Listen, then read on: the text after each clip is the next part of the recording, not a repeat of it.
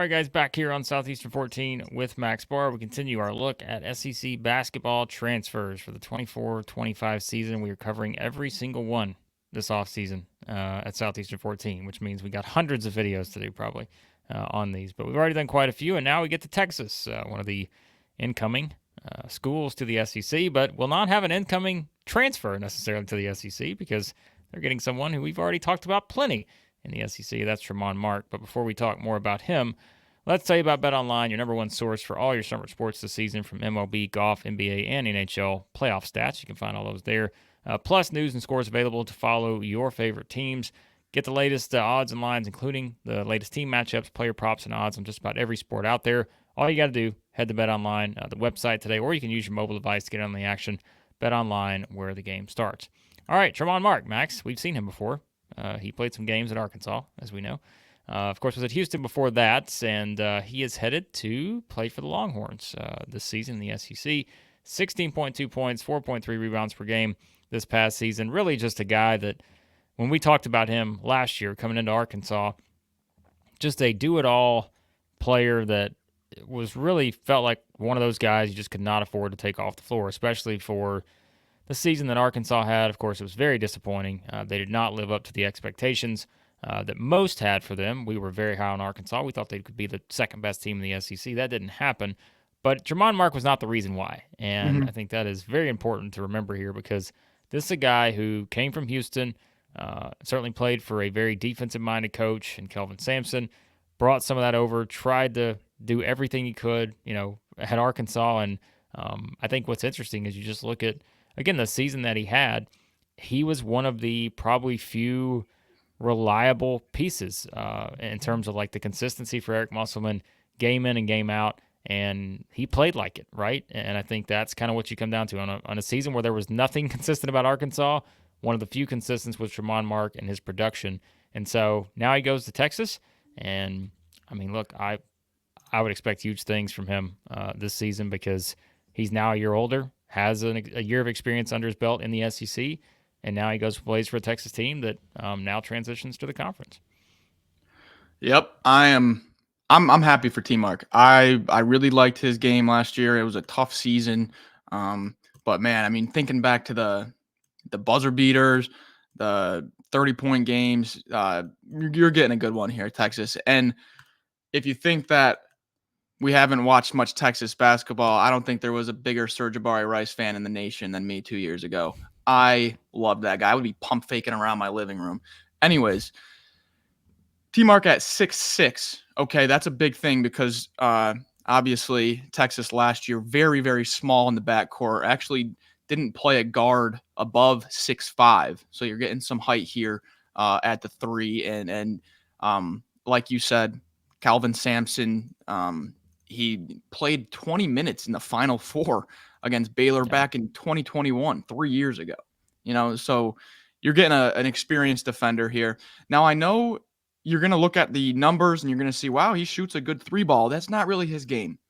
He's only made 2 threes, like 2+ threes, in 5 out of 106 career games. Okay, so if you leave him open, he can knock it down, but he's not going to be whipping around a screen and catch and shoot over a defender. He's more of a mid-range, attacking, physical. He ranked 10th in SEC play in fouls drawn per 40 minutes at 5.2. So gets to the line a lot, really crafty in the paint, around the elbows. You're going to get a guy that can work well off of Trey Johnson and Julian Larry.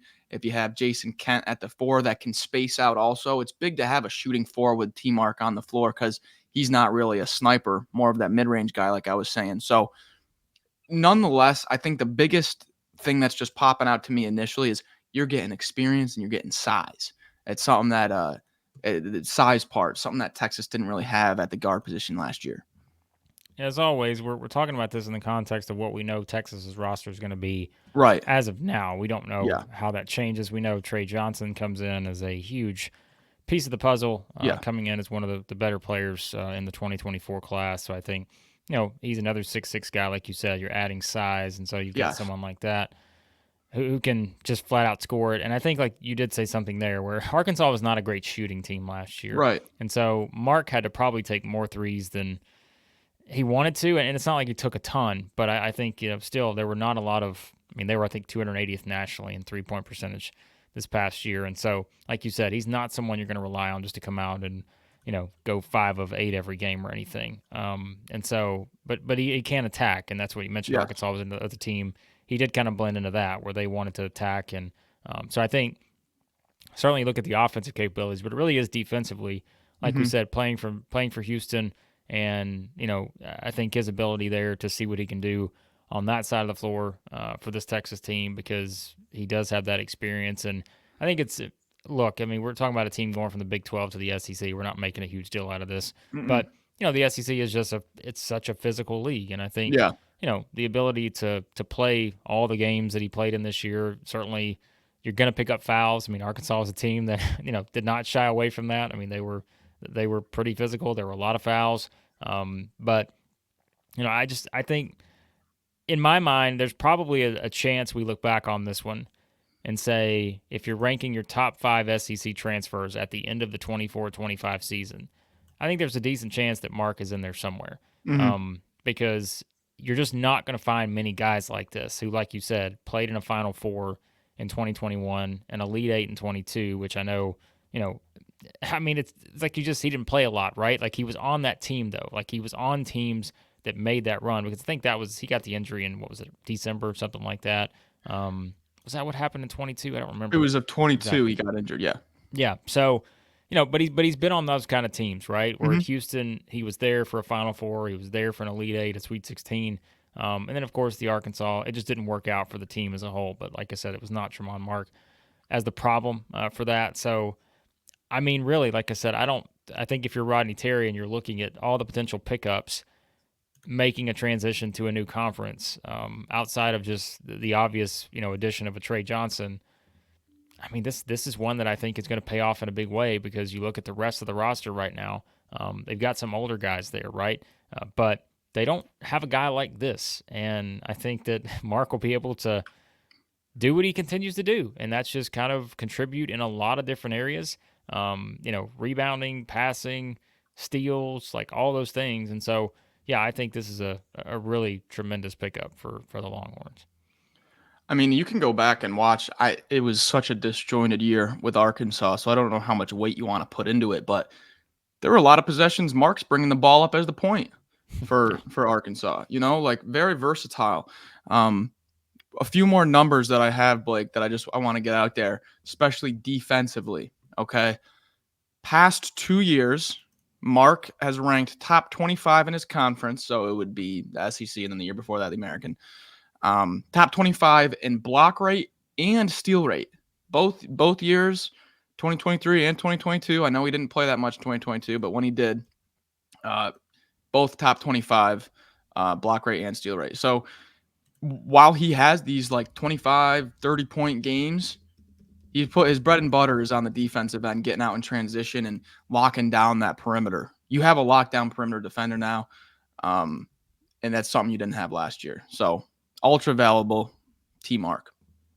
Yep. They got, again, we'll get to more transfers because we know Texas has more. They've got the duo coming in from Indiana State as well. So we will get to them in another video, but this is how we're going to do it. So if you're Texas fans, you're just hopping in for the first time, some of these guys we will do in solo videos like a Tramon Mark. Others we will kind of group together. We'll get the Indiana State duo combined together in a video here at some point soon. Like I said, we're trying to do this for 16 teams, and there are a lot of transfers, but we certainly know Tramon Mark probably as well as anybody, just because of how many games we saw him play in. And he was just a guy who did not come off the floor very much last year for this Arkansas team. And so, yeah, I'm excited to see how he kind of, takes that sort of just, that toughness. I mean, this is a guy, like we said, we felt like he was Mr. Reliable, just kind of like a rock for that Arkansas team. But, he kind of became that too, it felt like, for Houston the year before. And so, yeah, I think this could wind up being one of the better pickups in the SEC in the offseason, and we'll see kind of what his role is going from Arkansas now to Texas as we move forward. So, yep, good pickup for the Longhorns here, and like I said, we'll have it all covered with a lot of stuff. Check out everything we've got football-wise. We've got some Texas stuff either up now or we'll be up soon, looking at their spring game reaction and everything there. And, of course, we cover SEC baseball too. Texas will be here next year. There'll be plenty to talk about there. So Hit that subscribe button, guys. And again, we'll have a lot more on the way with all of the SEC basketball transfers in the offseason. We appreciate you watching. Talk to you again here soon. Southeastern 14.